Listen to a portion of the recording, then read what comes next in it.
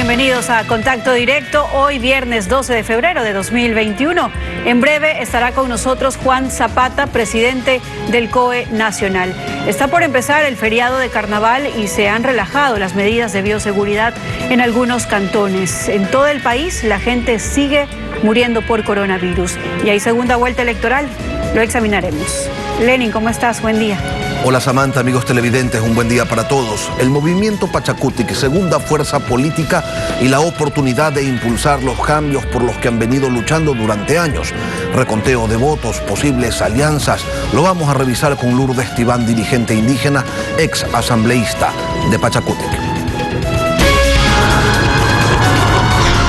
La actualidad, los protagonistas, el análisis y la información en Contacto Directo.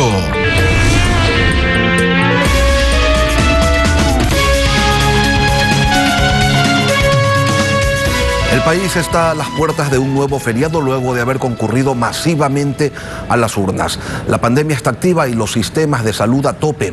El número de contagiados ya sobrepasó las 260.000 personas, pero se sabe que Ecuador junto a Bolivia son los países donde menos pruebas por número de habitantes se realizan.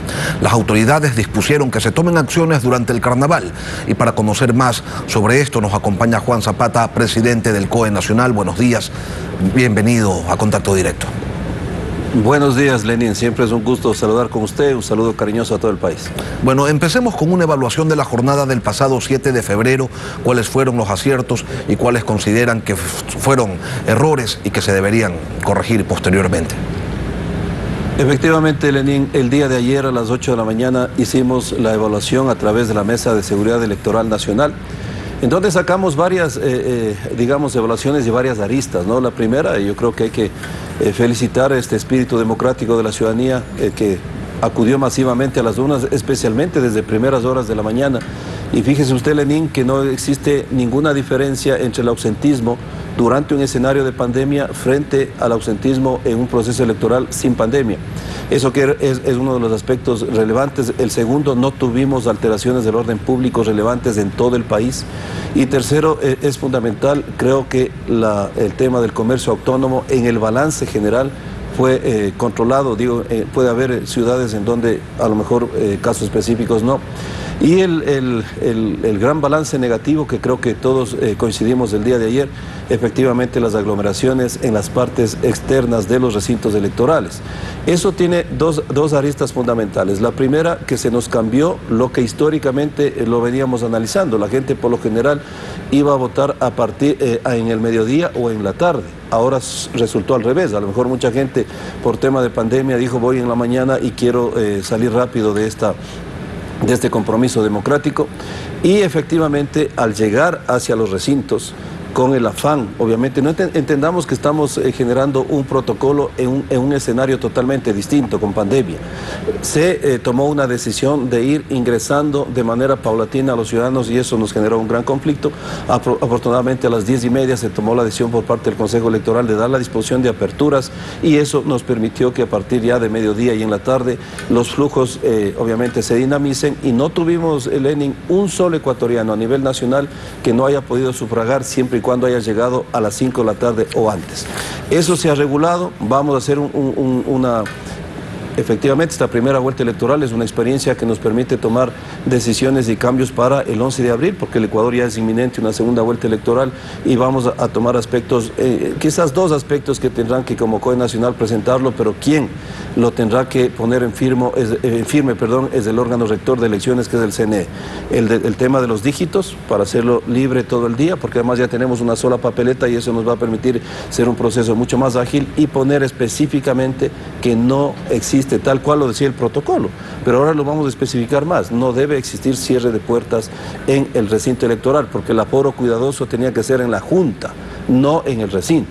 Esas dos situaciones estoy más que seguro que tendrán que, al menos como COE Nacional, ser sugerencias para que el CNE lo ratifique en firme a través de una resolución. Eso en relación a la jornada electoral propiamente dicho, pero ¿qué pasa con los cierres de campaña en donde se observaron aglomeraciones, ausencia absoluta de distanciamiento social y aquello también debería preocuparlos, ¿no? Por supuesto, Rommel. Mire, Lenin, nosotros tenemos dos cosas fundamentales. La primera, la preocupación de todos los días del COE Nacional es la crisis sanitaria. Y la preocupación del COE Nacional permanentemente ha sido las aglomeraciones. Nosotros, a través de videovigilancia, las 6.500 cámaras que tenemos a nivel nacional, determinamos 1.150 concentraciones durante toda la campaña, inclusive antes de que se oficialice. Eso fue 153.000 personas y muchas veces, para que la gente se tenga una visión, son 5 estadios llenos, ¿no? Eso lo hemos venido diciendo todo el tiempo. Sin embargo, es muy difícil que eso pase por el control, Lenín. Era imposible el último día de cierre, donde tuvimos más de 24.000 personas a nivel nacional, que alguna entidad municipal o de control pueda generar cuando ya tiene usted miles de personas reunidas. Eso es un tema mucho más de conciencia de quienes debían buscar una estrategia diferente, porque estamos en una crisis sanitaria. No se dio. Ahora, afortunadamente, sí. Sí, queda bastante claro lo que se hizo y lo que se va a hacer en cuanto a la jornada electoral. Yo quisiera pasar al tema del feriado de carnaval, donde resulta que más de 80 cantones del país han resuelto, a propósito del carnaval, abrir bares, discotecas y centros de diversión con la intención de atraer turistas y reactivar sus economías. Otros cantones decidieron aperturar no existe esa palabra, decidieron abrir las playas y de esta manera pues recibir turistas, incluso extender los horarios de estas playas. Ya no será hasta las 5, sino hasta las 6 de la tarde. ¿Cómo entienden ustedes estas decisiones de más de 80 gobiernos autónomos descentralizados? Lenín, yo quiero ser muy claro al país, porque a veces se considera que el COE Nacional no ha tomado decisiones y tengo que aclararles que estamos con una sentencia de la Corte Constitucional que nos dice: ustedes actúan desde el 2 de enero con norma ordinaria. Y cuando estamos hablando de norma ordinaria, el COE Nacional tiene que limitarse a sus competencias de sus instituciones que tienen la Rectoría Nacional. Le pongo el ejemplo: tomamos la decisión el 2 de febrero, con el tiempo necesario para que los COEs cantonales tomen las decisiones y que las cámaras de turismo como la ciudadanía sepa exactamente a qué atenerse. El 2 de febrero, que es lo único que nosotros podíamos resolver en ese momento: el mantener suspendidos los eventos públicos masivos. Las intendencias, que dependen del Ministerio de Gobierno, que es una institución de este cuerpo colegiado, que es el COE Nacional, y esa disposición existe, no se van a emitir estos permisos.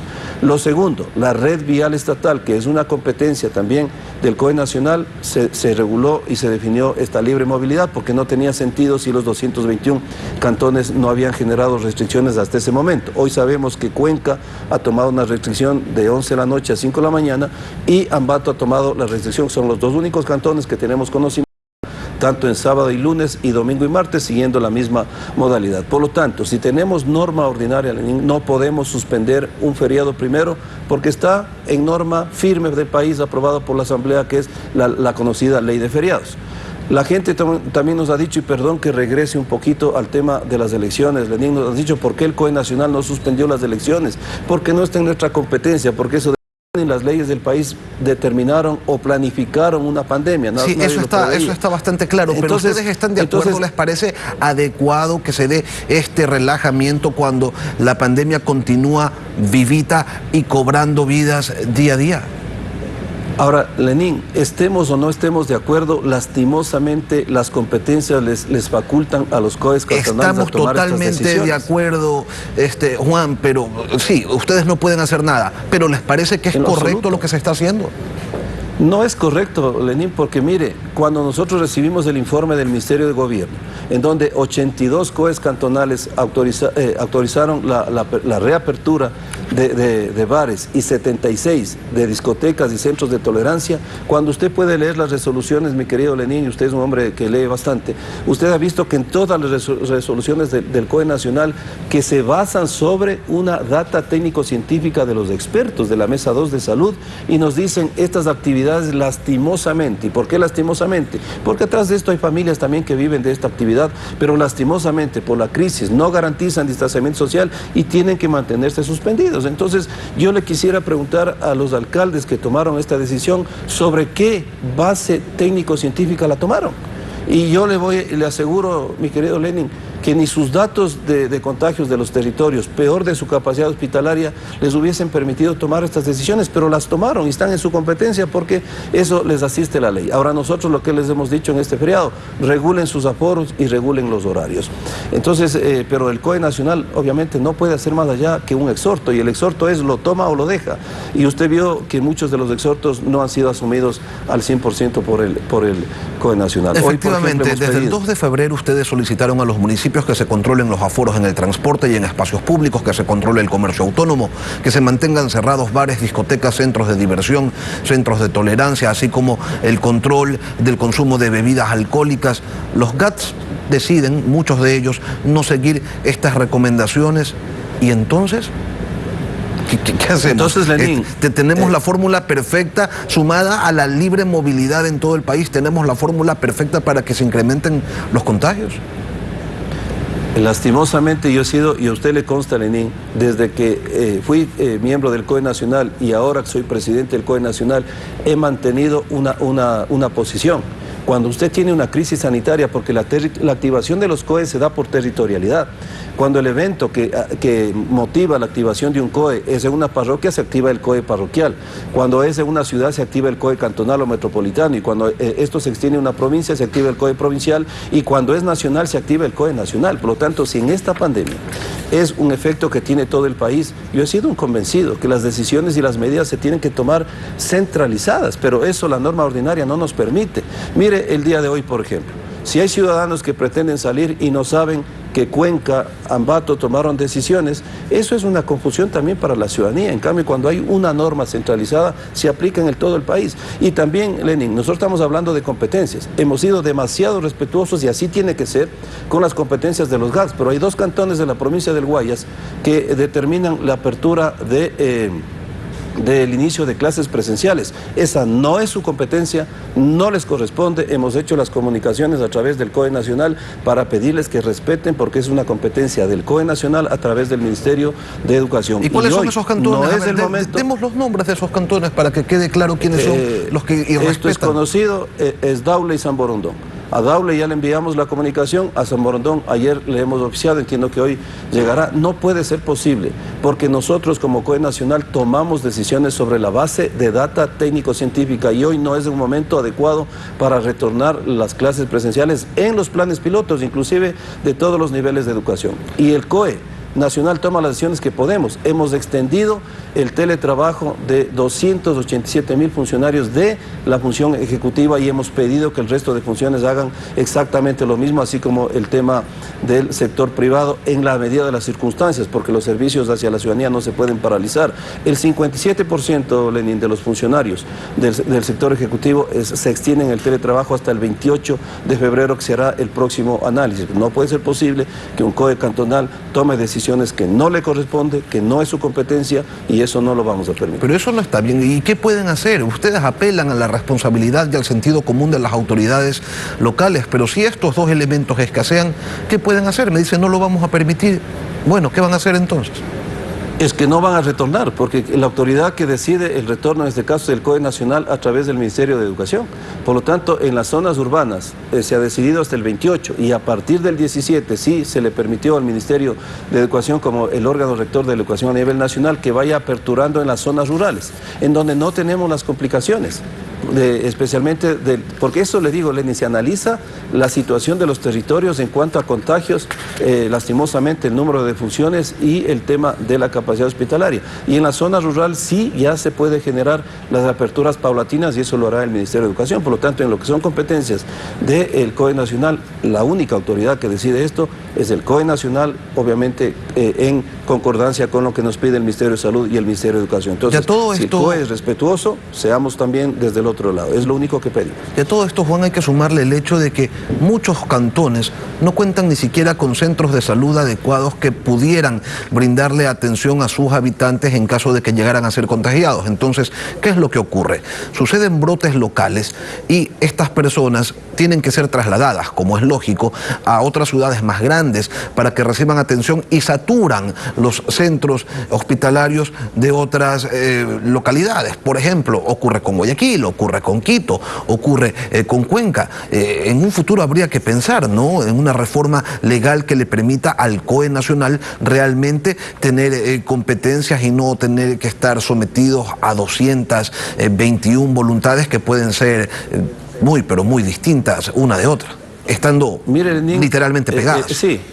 Usted tiene toda la razón. Mire, el COE nacional también tenemos que ser agradecidos y decirlo públicamente. Hemos tenido una coordinación muy buena a través de la AME y de nuestro delegado al COE nacional, pero claro, la AME no puede definir muchas veces o decidir entre las decisiones que toman ciertos alcaldes, y al final una mala decisión territorial en donde usted va a ver el pago de la factura va a ser en la capacidad hospitalaria. Claro, y eso sí es competencia del COE nacional a través del Ministerio de Salud. Entonces, si ve que usted no existe esta correlación, por eso yo decía, en una crisis las actividades, las decisiones tienen que ser centralizadas. Mire, el último feriado, quizás por eso hay un poco la confusión, estábamos en condiciones diferentes, estábamos en un estado de excepción, por eso es que el COE pudo tomar decisiones que el tiempo nos ha dado la razón, Lenin, que fueron decisiones duras pero absolutamente necesarias. Si no hubiésemos permitido esa contención, ¿qué hubiese pasado hoy en el sistema hospitalario? Entonces, esa debe ser la modalidad y la forma de trabajar. Sin embargo, vuelvo a repetir, han habido, sí, COEs cantonales a los que agradecemos. Guayaquil ha tomado decisiones muy adecuadas con norma y sobre todo técnica sanitaria. Quito ha tomado muy buenas decisiones. Acá tenemos inclusive una mesa combinada con el COE nacional. Y esa es la forma de actuar, Lenin, porque usted toma una decisión en territorio, pero al final quien sufre las consecuencias son los médicos de la red de salud privada y pública, que ya están cansados de 11 meses de enfrentar una crisis bastante dura, ¿no? Una cifra, solamente le voy a pedir, ¿cuántas personas están muriendo diariamente en el Ecuador a causa del coronavirus? Bueno, usted sabe que han superado ya las 14.000 entre casos, casos confirmados por COVID y posible COVID. Sin embargo, el dato que también se daba para Quito, quizás no sé dónde sacaron esos datos y hay que ser muy sensibles, hablaban de 55 muertos diarios, ¿no? El dato que nos ha dado el Ministerio de Salud Pública es de 32 fallecidos. Y esto es dinámico, por eso es que no podemos hablar de una cifra a nivel nacional, porque a veces va cambiando. Mire, en Quito teníamos hace pocos días 6, entre 9, entre 12 de toda la red hospitalaria, pero a veces obviamente estos datos van subiendo y eso es lo que a nosotros nos preocupa y lo que cuidamos. Por eso le solicitamos a la ciudadanía cuidarse. Seguimos en crisis sanitaria y el mejor protagonista de esta crisis es la ciudadanía, no generar incivilidades o inconductas que ponen en riesgo la salud propia y obviamente la salud del resto de ecuatorianos. Juan Zapata, ese es el principio. Juan Zapata, presidente del COE Nacional, gracias por acompañarnos esta mañana aquí en Contacto Directo. Gracias, Lenin, la invitación. Vamos a una pausa y al volver en Contacto Directo, Pachacutic denuncia fraude y pide recontar votos en 7 provincias. Dice estar abierto a posibles alianzas que derroten al correísmo en la segunda vuelta electoral. Lo revisamos con Lourdes Tibán, ex asambleísta de Pachacutic. Manténgase en nuestra sintonía, ya volvemos. Desde la reinstalación de la democracia en el Ecuador no se ha generado en el país un escenario como el que se está viviendo en estos días, donde 2 aspirantes a la presidencia de la República disputan voto a voto su paso a la segunda vuelta electoral. Por un lado está el movimiento Pachacutic y su candidato Yacu Pérez alegando incorrecciones en la última parte del proceso de escrutinios. En la otra orilla el movimiento Creo, en alianza con el Partido Social Cristiano y el candidato Guillermo Lasso, observando cómo se desarrolla una situación que desde esa tienda política se dice ya se la había previsto. Para analizar esta situación nos acompaña Lourdes Tibán, dirigente del movimiento indígena, ex asambleísta de Pachacutic. Lourdes, buenos días y bienvenida a Contacto Directo.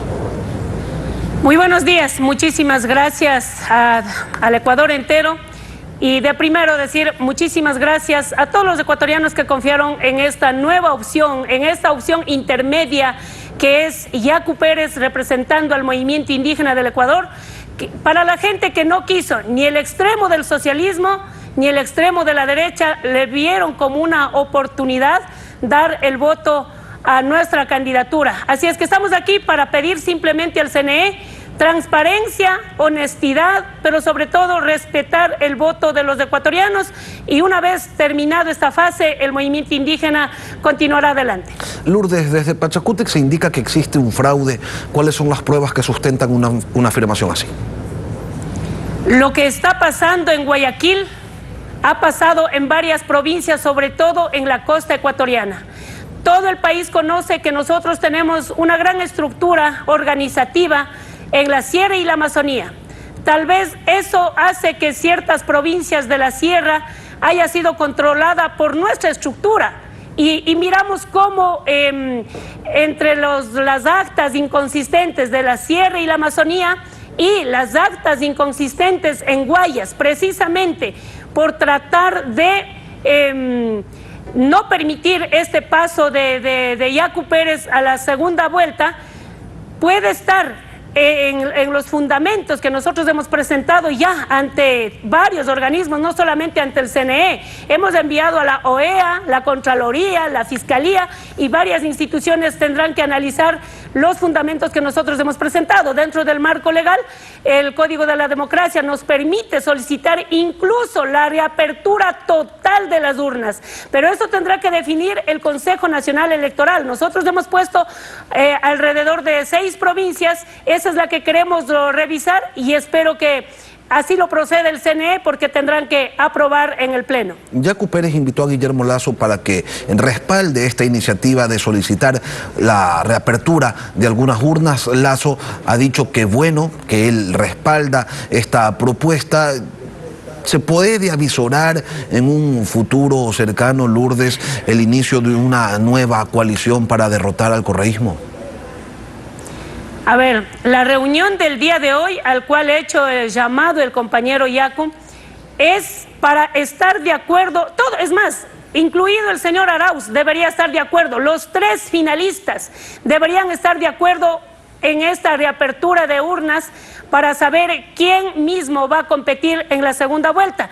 Hasta ahí es el acuerdo del día de hoy. Aspiramos que el señor Arauz se sume a esta transparencia electoral, porque ya son 3 finalistas. Aquí no se trata de manchar un proceso, se trata de dar credibilidad a los ecuatorianos, sobre todo en el caso de los votantes de Pachacutic. Queremos también que la gente esté tranquila, queremos que la gente sepa que si alguien tiene que pasar a la segunda vuelta, tiene que ser en el marco de la verdad, en el marco de la transparencia, pero no del fraude. Nosotros rechazamos todo intento de fraude.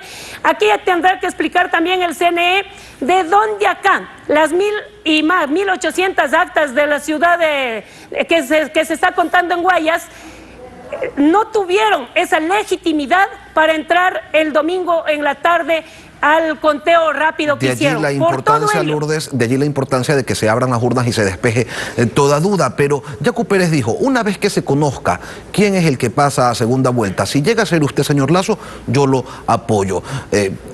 ¿Realmente dentro de la organización de Pachacutic, del movimiento indígena, se podría generar esa situación, esa instancia de respaldar a un candidato de derecha?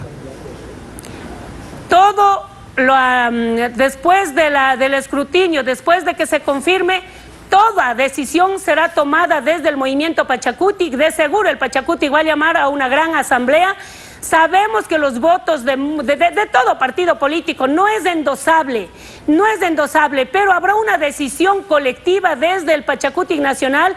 Incluso la CONAIE entiendo que tomará una decisión, pero no es el día de hoy. En esta reunión, que quede claro, esta reunión que va a darse entre el señor Lasso y el señor Pérez, nuestro compañero candidato, los 2 finalistas que disputan ese paso a la segunda vuelta pondrán de acuerdo para que se abra el reconteo en estas 6 provincias. Eso es lo que va a pasar hoy. Pero ya escucho de voceros que dice que hoy va a haber un acuerdo nacional. No. El acuerdo nacional no se dará con 2 personas. El acuerdo nacional no depende del uno o del otro. El acuerdo nacional tiene que ser con los ecuatorianos. Ojalá se pueda convocar cuando hablemos del acuerdo nacional. Tiene que estar los estudiantes, las organizaciones sociales, las organizaciones indígenas, ambientalistas, empresa privada, Cámara de Comercio. Todos quienes hacen país deberían liderar este condicionamiento a cómo va a ser el nuevo gobierno. Por lo tanto, no depende de Yacu y de Lasso.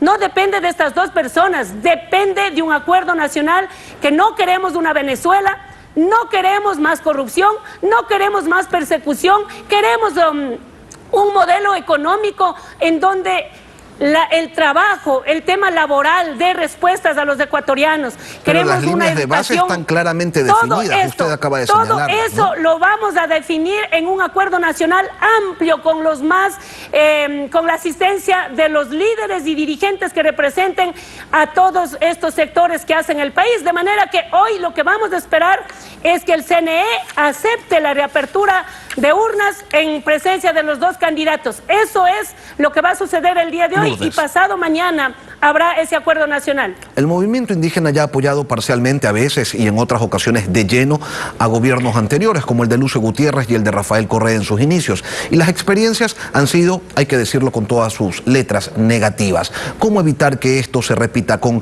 la amplitud, con la apertura total para que de un eventual acuerdo, para que en un eventual acuerdo participen todos los actores sociales?